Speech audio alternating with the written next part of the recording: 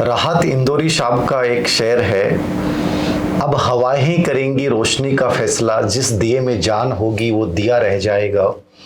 आज हमारी श्रृंखला जीत जाएंगे के तहत मिट्टी से माइक की श्रृंखला में हमारे साथ बायोलॉजी विषय से पूरे राजस्थान में चौथी रैंक से चयनित नीतू सिंघल हमारे साथ हैं। बहुत इंटरेस्टिंग कहानी है इनकी। एक वक्त था जब इन्होंने सोच लिया था कि अब नहीं करना। बहुत मुश्किल होता है जब शादी के बाद बच्चा, परिवार, रिश्तों को मैनेज करते हुए और आप साइंस जैसे विषय में अपनी तैयारी को बरकरार रखते हैं और बरकरार नहीं रखते हैं, उसमें बहुत अच्छी रैंक के साथ आप सिलेक्शन लेते हैं। अपने आप में ये उन परिवारों के लिए भी और उन महिलाओं के लिए भी जो कहती हैं कि बहुत मुश्किल है ये सब मैनेज करना। मुझे लगता है एक प्रेरणादायक यात्रा रही है इनकी। आज इन्हीं के शब्दों से आज हम जानेंगे इस यात्रा को और कैसे ये फोर्थ रैंक तक पहुंची। नीतू जी, आपका बहुत बहुत अभिनंदन और बहुत बहुत स्वागत है। धन्यवाद सर। कैसा लग रहा है फोर्थ रैंक के बाद? सर बहुत ज़्यादा खुशी हो रही है, क्योंकि कहीं ना कहीं इस बार मैंने सोचा था कि मुझे सिलेक्शन लेना है, जरूर लेना है, लेकिन इतनी अच्छी रैंक के साथ मेरा सिलेक्शन हो जाएगा, इसमें थोड़ा सा ऐसा लग रहा था कि हाँ हो पाएगा या नहीं हो पाएगा। तो मुझे बहुत अच्छा लग रहा है इस चीज़ को पाकर, क्योंकि कहीं ना कहीं मेरा सपना था कि मुझे गवर्नमेंट जॉब में जाना है, और वो भी एक अच्छी पोस्ट, मतलब हाँ 3rd ग्रेड का, 2nd ग्रेड का होता है। फिर मैं स्कूल लेक्चरर के लिए मैंने इस बार तैयारी की थी, तो उसके साथ मैं सेलेक्ट भी हो गई, क्योंकि हमारे 67 पोस्ट थी केवल। उन पोस्ट में जब नोटिफिकेशन आया था तो मुझे भी कहीं ना कहीं लगने लगा था कि इतनी सी पोस्ट में कहाँ सिलेक्शन हो पाएगा मेरा।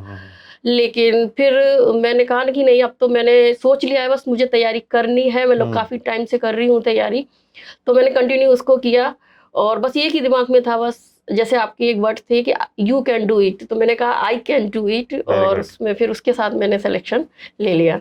अमूमन कहा जाता है कि शादी के बाद बहुत समस्याएं आती हैं, टाइम मैनेजमेंट करना। आपका एक बच्चा भी है 9 साल का, तो इसकी पढ़ाई भी, इसकी स्कूलिंग भी, ये सब चीज़ें कैसे मैनेज किया आपने? सर सबसे ज़्यादा ये होता है कि हाँ, ये लगता है सबको कि हम उतना नहीं कर पाते हैं जितना बैचलर लाइफ में हम कर पाते हैं, ठीक है। लेकिन अगर हम सोचें तो कुछ भी हो सकता है। सबसे ज़्यादा क्या है कि हम लोगों को टाइम बटोरना होता है, कि जैसे आपने 1 घंटा सुबह निकाल लिया, फिर बाद में निकाल लिया, फिर दोपहर में निकाल लिया। ये हम नहीं सोच सकते कि हम 5 घंटे कंटिन्यू पढ़ पाएंगे या 2 घंटे हम कंटिन्यू कर पाएंगे। जैसे आपको मौका मिले बस आप बुक्स को ले लो और उसको बस पढ़ लो। बस ये वर्ड मुझे सोचा बहुत था। अच्छा लगा। ये मतलब जो शब्द है ना, ये बड़ा मतलब अपनी मिट्टी से जुड़ा हुआ शब्द है, बटोरना, है ना। और मुझे लगता है शादीशुदा महिलाओं के लिए बहुत अच्छी बात कही इन्होंने कि आप ये सोचो कि मैं लगातार 8 घंटे पढ़ लूंगी, 6 घंटे पढ़ लूंगी, पॉसिबल नहीं है। लेकिन सबसे इंपॉर्टेंट बात है, जैसे भी समय मिल रहा है उस समय को इकट्ठा करते जाओ, बटोरते जाओ, और उस समय में अपना पूरा 100% दो, तो निश्चित रूप से सपने सच होते हैं। जैसे नीतू सिंघल का सपना सच हुआ और बहुत अच्छी रैंक के साथ सिलेक्शन हुआ है, तो ये अपने आप में एक जोरदार चीज है। आप सब महिलाओं के लिए जो कहती हैं कि बहुत मुश्किल होता है सर मैनेज करना, चाहेंगी तो हर चीज मैनेज हो जाएंगी। तो बेटा जब ये कभी नहीं कहता था कि मामा आप पूरे दिन पढ़ती रहती हो, मुझे भी टाइम दो, ऐसे कभी ऐसा नहीं हुआ? नहीं, इसने हालांकि इसने ये कहा था मेरे से कि मम्मा लास्ट चांस है, मतलब इस बार ही आपको तैयारी और करनी है। हाँ बस, फिर उसके बाद आपको नहीं देखना। पर मुझे इन्होंने बोला कि लेकिन इस टाइम, इस बार मैं आपको बिल्कुल भी परेशान नहीं करूंगा। तो हम लोगों के हाँ आगे अलग अलग रूम थे, तो ये दूसरे रूम में बेचारा अपना हिसाब से कुछ भी करता रहता था। फिर रात को हस्बैंड आते थे, वो संभाल लेते थे, और मैं दूसरे रूम में अपने पढ़ती रहती थी। हालांकि बीच बीच में जैसे इसके मैं ऐसा मैनेज करती थी कि ये स्कूल से आता है तभी मुझे भी खाना खाना है और इसे भी खिलाना है, तो 1 घंटा मैं इसको दे पाती थी। फिर रात को भी मैं, जैसे ये 9 बजे तक मेरे हस्बैंड आते थे, तो उसमें 9 से 10 का टाइम ऐसे रखती थी कि उसमें हम खाना भी खाएंगे, थोड़ी देर बात भी कर लेंगे, फिर 10 बजे मैं फ्री होकर अपने रूम में और ये लोग अपने रूम में चले जाते थे। तो इस तरह से मैंने टाइम को बहुत मैनेज किया। आपने व्यवस्थित तरीके से मैनेज किया कि खाना उस समय खाना, जब बेटा स्कूल से आएगा उस समय मतलब यूटिलाइज किया मैक्सिमम। हाँ, ताकि मेरा टाइम खराब ना हो बिल्कुल भी। बहुत खूबसूरत, बहुत खूबसूरत। ये चीजें बहुत सीखने वाली चीजें होती हैं उन महिलाओं के लिए जो बहुत सारी जिम्मेदारियों के बोझ तले दबी रहती हैं, उनको मुझे लगता है कि इन चीज़ों से सीखने की ज़रूरत है। सर इसके अलावा एक चीज़ और कि जैसे मैं जैसे खाना बना रही हूँ या फिर जैसे मैं कोई काम कर रही हूँ, दोपहर का भी मैं काम करती थी, तो जैसे मैंने आपकी क्लासेस देख ली है, फिर मैंने शाम को पढ़ा है, फिर दूसरे दिन मैं ना अपने ईयरफोन लगाए, फिर मैं दोबारा उस क्लास को सुनती थी, तो मुझे लगता है कि उसमें से मेरे को थोड़ा सा और ज्ञान होता था, ज़्यादा रिवीजन हो जाता था। रिवीजन हो जाता। शाम को खाना बना रही हूँ तो मैंने पॉलिटी पढ़ा है, तो पॉलिटी की मैंने एमसीक्यू क्लास देख ली किसी की भी, तो उससे मुझे बहुत बेनिफिट मिला इस चीज़ का। बहुत बढ़िया, बहुत बढ़िया, मतलब बहुत अच्छा से यूज किया आपने पूरी, आज मोबाइल का भी पूरा यूज किया आपने, बहुत बढ़िया। इसके अलावा जैसे आपने कहा कि 2015 से आप प्रिपरेशन कर रहे हो, एक लंबा टाइम हो जाता है, वो अपेक्षाएं बढ़ जाती हैं। जब आपका सिलेक्शन हुआ तो आपने फोन किया, अपने हस्बैंड को भी किया, अपने घर वालों को भी किया, तो मतलब क्या रिएक्शन क्या थे इनके? सर रिएक्शन तो ऐसा है कि पहले तो सबसे पहले रिजल्ट देखने में मुझे ही डर लगा था, मैं रो रही थी, रोने लग गई थी मैं भगवान के सामने बैठ के। फिर मैंने इनको फोन किया तो मतलब ये 2 मिनट तक इन्होंने कुछ बोला नहीं। मैंने बोला मेरा 4th रैंक के साथ सिलेक्शन हुआ है, तो ये एकदम मतलब फोन पे कुछ बोले नहीं मेरे से, विश्वास नहीं होता। हाँ, इनको लगा कि ये तो था इनको कहीं ना कहीं सिलेक्शन हो जाएगा, लेकिन 4th रैंक के साथ फिर इनको बड़ी खुशी हुई। उसके बाद मैंने अपने पापा को, भैया को, उनको फोन किया, तो मेरे पापा बहुत तेज रोने लगे। उनको लगा कि आज जो मैंने इसके लिए सुना था, क्योंकि कहीं ना कहीं हमारी काफी बड़ी फैमिली है, 5 बहन है और 2 भाई हैं, तो सब लोग बोलते थे कि इनको पढ़ाने से कैसे क्या कर पाओगे, क्या क्यों पढ़ाते हो इनको इतना। तो आज उनको लगा था कि कहीं ना कहीं जो मैंने इसके लिए करा था, सोचा था वो चीजें सहन की थी, लोगों के ताने सुने थे कि बेटियों को पढ़ाने से क्या होगा, क्या होता है, तो वो संभव हो चुका है। तो बेटी ने मतलब पापा के सपने को भी सच किया है, हस्बैंड के सपने को भी सच किया है, आपके खुद के बेटे के सपने को सच किया आपने। सबसे बड़ी बात है इसका था कि मम्मा आपको सेलेक्ट होना ही है इस बार, और टॉप रैंक के साथ सेलेक्ट होना है। बस यही बात बोला करता था मेरे से हमेशा कि मम्मा अगर पढ़ रहे हो तो इस तरह से पढ़ो ना कि आप टॉप रैंक के साथ सेलेक्ट हो जाओ। क्या बात है। तो और जब मैं आपकी वीडियो देखती थी तो ये बोलता था कि मम्मा आप चाहे 15 मिनट निकालो, लेकिन 15 मिनट निकाल के आपको मोटिवेशन वीडियो जरूर देखनी है सर की। तो उससे बहुत के मोटिवेशन भी जरूरी होता है। जी जी जी, बहुत बढ़िया। तो इसकी काफी बहुत इसने बहुत सपोर्ट किया है मेरे को। बहुत बड़ी चीज होती है अपने परिवार का सपोर्ट होना। विशेष रूप से आजकल के बच्चे मुझे लगता है शिकायतें बहुत करते हैं, और उस दौर में आपका बच्चा शिकायत ना करते हुए इसने जो सेक्रीफाइस किया कि मम्मा बने, उसके बाद कोई बात नहीं है, बाद में ध्यान दे लेंगी मेरे ऊपर, बहुत अच्छी चीज है। 2023 में आपने बताया, अभी बात कर रहे थे कि एक बार ऐसा थॉट आ गया था कि अब मुझे नहीं करनी, छोड़ देना है, उसके बाद दोबारा से कैसे हिम्मत हुई? सर 2023 में फरवरी में रीट का एग्जाम हुआ था, फिर मैंने मार्च में सेट का भी एग्जाम दिया था। ठीक है, लेकिन मैंने मतलब ऐसे ही एग्जाम दिया था, कोई अच्छे से पढ़ाई करके नहीं दिया था, लेकिन कहीं ना कहीं मुझे लगा था कि शायद हो जाएगा। फिर उसके बाद फर्स्ट ग्रेड का रिजल्ट आया, तो उसमें मेरा नहीं हुआ था, मतलब EWS कैटेगरी तक पहुंच गई थी, लेकिन नॉर्मल कैटेगरी में मेरा नहीं हुआ था। फिर मुझे लगा कि अब मुझे छोड़ देना चाहिए, क्योंकि मैं बच्चे पे भी ध्यान नहीं दे पा रही हूँ, ये भी बड़ा हो रहा है तो इसकी भी पढ़ाई होती है बहुत ज्यादा। ठीक है, फिर मैंने मतलब कुछ दिनों के लिए तो बिल्कुल छोड़ दिया था। लेकिन सर आपने फिर 2023 में जो 2022 में सेलेक्ट हुए थे बायोलॉजी से, उनका इंटरव्यू लिया था। जो फर्स्ट रैंकर हैं मेरे स्टूडेंट रहे गिरीश चौधरी जी, उनका इंटरव्यू लिया था मैंने। उनका इंटरव्यू मैंने पूरा देखा था, और उस इंटरव्यू को देखने के बाद मुझे लगा कि कहीं ना कहीं शायद मेरी पढ़ाई में ही कमी थी, कि इसलिए मेरा सिलेक्शन नहीं हो पाया। तो अगर मैं इन चीजों को जो ये बता रहे हैं उस स्टडी मटेरियल को फॉलो करूं, और जो कुछ बातें आपने बताई थी, उनने बताई थी, उनको फॉलो करूं, तो शायद हो सकता है मेरा भी सिलेक्शन हो जाए। फिर उसके बाद आपकी एक वीडियो थी कि कभी हमें हार नहीं माननी चाहिए, हो सकता है कि इस बार आपके लिए ही बनी हो। सही बात है। पोस्ट तो मैंने फिर इस तरह से करा, मैंने वापस से सोचा कि मुझे पढ़ना है, और फिर मैं कंटिन्यू आपकी जो वीडियो है वो कंटिन्यू ही देखती थी, चाहे आपकी पढ़ाई वाली हो चाहे मोटिवेशन वाली वीडियो, सारी वीडियो में देखती थी। फिर मैंने 2023 के बाद थोड़ा सा मतलब बुक्स को देखना चालू किया, लेकिन दिवाली के बाद मैंने चालू की थी पढ़ाई। और उसमें मैंने सबसे पहले अपने सब्जेक्ट पे फोकस किया, क्योंकि कहीं ना कहीं मैं 2022 वाले एग्जाम में सब्जेक्ट की वजह से ही रही थी। स्कोर कम हुआ होगा। मेरा स्कोर कम था, तो मैंने उसकी तैयारी की। 6 महीने मैंने कंटिन्यू सब्जेक्ट की तैयारी की। फिर जुलाई 2024 से मैंने लगातार तैयारी की है, जिसमें मैंने फर्स्ट पेपर को दिया, सेकंड पेपर भी पढ़ा था। इसमें कितना टाइम दिया आपने फर्स्ट पेपर सब? मैंने सब दोनों को टाइम बराबर ही देती थी मैं, 4 घंटे फर्स्ट पेपर को और 4 घंटे सेकंड पेपर को। अमूमन बच्चे गलतियां करते हैं कि सब्जेक्ट को तो बहुत पढ़ लेते हैं, लेकिन फर्स्ट पेपर को टाइम नहीं देते हैं। जी जी और आपने दोनों को दिया, तो मतलब इस बार पेपर लेवल का भी आया तो वो आपको फायदा रहा। जी, क्योंकि 2022 से ही सर थोड़ा बहुत लग गया था कि फर्स्ट पेपर थोड़ा सा टफ आने लग गया था।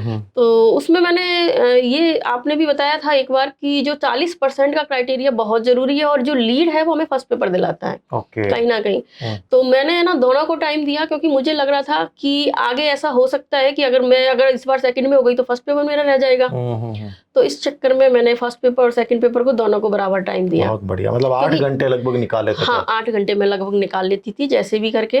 कभी ज्यादा भी होता था, ऐसा लगता है कभी मैं पढ़ाई नहीं भी कर पाती थी, लेकिन मैं यही सोचती थी कि फिर के चलो कोई बात नहीं, आज नहीं हुआ तो दूसरे दिन हो जाएगा। ये चीज मेरे पास बहुत सारे बच्चों के कमेंट आ जाते हैं, लड़कियों के बहुत आते हैं कि कई बार हमारा एक दिन ऐसा होता है जब पढ़ाई नहीं होती है, तो उस बात को सोच के डिप्रेशन में आ जाती हैं। मुझे भी लगता है कि कई बार मैं भी पढ़ता था तो कई वीक में एक दिन ऐसा होता था जब पढ़ाई होती नहीं थी, तो उसको लेकर हावी नहीं करना चाहिए। जैसे मुझे बहुत अच्छा लगा कि आपने कहा कि पढ़ाई कई बार नहीं होती थी, नहीं हो पाए, नहीं टाइम निकाल पाए, कोई बात नहीं, अगले दिन अच्छा कर लो, ये बहुत जरूरी है। सर फैमिली में है तो फंक्शंस में भी जाना है, लोगों को भी अटेंड करना है, बहुत सारी चीजें ऐसी होती हैं। तो मैं ऐसा ही करती थी कि जैसे नहीं हो पाई तो ठीक है, मुझे लगता था कि हाँ कल मैं पहले से माइंड सेट करके रखती थी कि कल मुझे थोड़ा सा एक्स्ट्रा पढ़ना है, हाँ तो मेरा ये कवर हो जाएगा। बहुत बढ़िया, बहुत बढ़िया। और उसमें सर एक चीज और बताऊं बस, ऐसा भी लोग बोलते हैं कि जैसे लास्ट टाइम होता है तो हमें बिल्कुल भी जैसे सिर्फ पढ़ाई को देते हैं। हाँ। लेकिन सर मैं बताऊं, लास्ट टाइम तक भी मैं संडे का 1 घंटे में बच्चे के साथ बाहर जाती थी। ये बहुत बढ़िया था। ये बोलता था कि मम्मा मैं बिल्कुल टाइम नहीं लेता आपसे, बस 1 घंटे आप चलो। तो मैं, मेरे हस्बैंड और मेरा बच्चा तीनों हम संडे को जरूर जाते थे। अच्छा, बाहर कहीं? हाँ, बाहर घूमने के लिए कहीं भी जी, इसकी जहाँ मर्जी होती थी वहाँ। तो उस समय मैं ये करती थी कि मुझे पता था कि 1 घंटा, अब ये मेरा आगे का टाइम 8 बजे के बाद का टाइम खत्म हो जाएगा, तो मैं उससे पहले उस चीज को कवर करके रखती थी। बहुत बढ़िया, बहुत बढ़िया। उस दिन मैं ये सोच लेती थी कि मुझे इसको पहले ही कवर कर लेना है। मुझे ऐसा लगता है कि यदि आदमी चाहे ना तो सब कुछ कर सकता है। आपका जो मैनेजमेंट है ना, वो देख के मुझे लग रहा है कि जो आपने प्रबंधन किया है वो सच में वास्तव में काबिले तारीफ है। हर चीज को मैनेज करना और उसके बाद अच्छी रैंक के साथ सिलेक्शन लेना, कहीं ना कहीं बहुत सुंदर यात्रा है ये। आपने फर्स्ट पेपर को कैसे क्या पढ़ा, सेकंड पेपर को कैसे क्या पढ़ा? सर फर्स्ट पेपर की मैं बात करूँ तो मैंने इसके लिए कोई कोचिंग नहीं ली थी इसमें। हाँ, क्योंकि केवल मैंने फर्स्ट पेपर में जो इस बार साइकोलॉजी हमारी जुड़ गई थी, तो मैंने आपकी दिसंबर में साइकोलॉजी की कोचिंग ली थी, वो भी ऑनलाइन कोचिंग ली थी। और उसमें भी मैंने सोच लिया था, क्योंकि सर आप थोड़ा डिटेल में उसमें पढ़ा रहे थे, लेकिन मैंने सिर्फ एक फ्लो चार्ट के माध्यम से मेरे नोट्स बनाए थे, शॉर्ट नोट्स मैंने उसी टाइम बना लिए थे उसको। तो उसमें मैंने साइकोलॉजी में वो नोट्स पढ़े थे और मैंने बार बार उन्हीं का रिवीजन किया था। और सर आपकी एक स्कूल लेक्चरर की जो आती है स्पेशली एमसीक्यू बुक आती है, पीवाईक्यू बुक आती है, उस बुक को मैंने 2 बार पढ़ा था, कम से कम 2 से 3 बार। तो मुझे ये लगा था कि उससे भी मुझे बहुत बेनिफिट मिला, क्योंकि एक्स्ट्रा कुछ मैटर लगता तो मैं उसमें हाईलाइट कर लिया। हिस्ट्री के लिए मैंने नाथ पब्लिकेशन की बुक पढ़ी थी और उन्हीं को बार बार पढ़ा था बस। सब लोग बोलते थे कि हाँ नाथ पब्लिकेशन में इससे कम आ रहे हैं इस बार, लेकिन मुझे लगा था बस मुझे तो वो पढ़नी है। और पॉलिटी के लिए भी मैंने नाथ पब्लिकेशन की बुक पढ़ी थी, हालांकि पॉलिटी मुझे सर बिल्कुल अच्छी ही नहीं लगती थी, पर मैंने फिर भी उस बुक को 4 से 5 बार पढ़ लिया था। तो मुझे उसका भी बेनिफिट मिला। और इसमें मैनेजमेंट में भी मैंने एस यादव सर की ही बुक पढ़ी थी, जो मैंने 2022 में परचेज की थी, वही बुक पढ़ी थी मैंने, 2024 में मैंने परचेज नहीं की थी। और इसके अलावा हिंदी और इंग्लिश के लिए तो इसमें नवीन हिंदी व्याकरण रचना और इंग्लिश में बी की रस्तोगी सर की आपने बताई थी आपने, वही बुक मैंने की थी।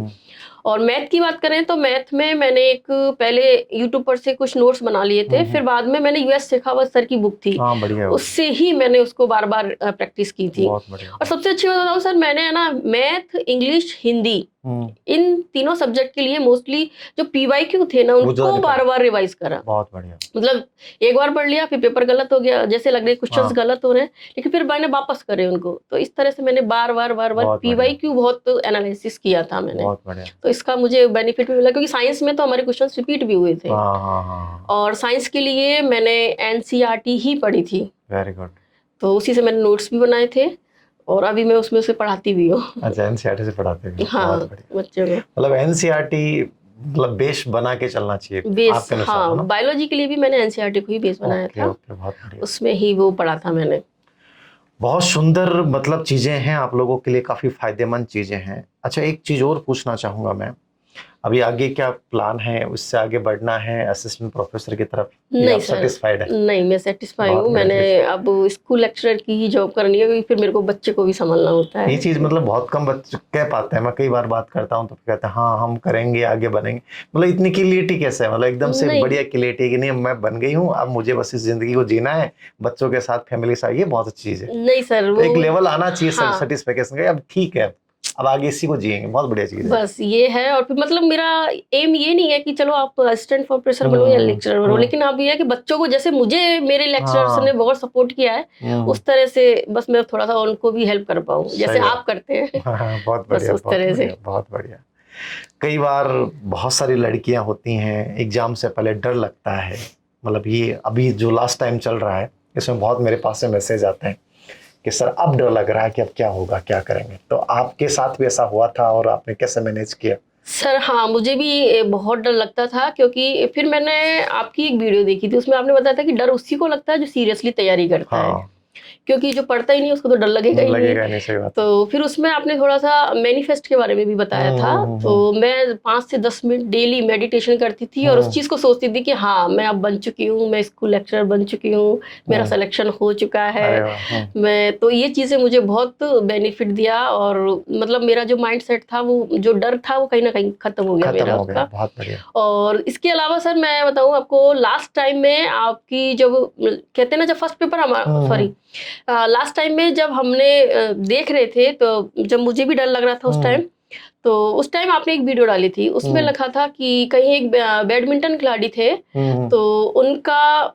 जो वो दो महिला खिलाड़ियों का 2 वर्णन दिया महिला हुआ खिलाड़ियों का आपने वर्णन दिया था, उसमें जो टॉपर थी उनके साथ एक नॉर्मल खिलाड़ी थी, उनका जो वो सॉरी क्या बोलेंगे, जो नॉर्मल खिलाड़ी थी ना, उनका कहते हैं कि वो कहते हैं मुकाबला होना था। हाँ हाँ तो उन्होंने बोला था कि वो लास्ट टाइम पे लिख के गई थी कि 8 बार उन्होंने लिखा था हाँ कि हाँ मैं जीत जाऊंगी, मैं जीत हाँ जाऊंगी।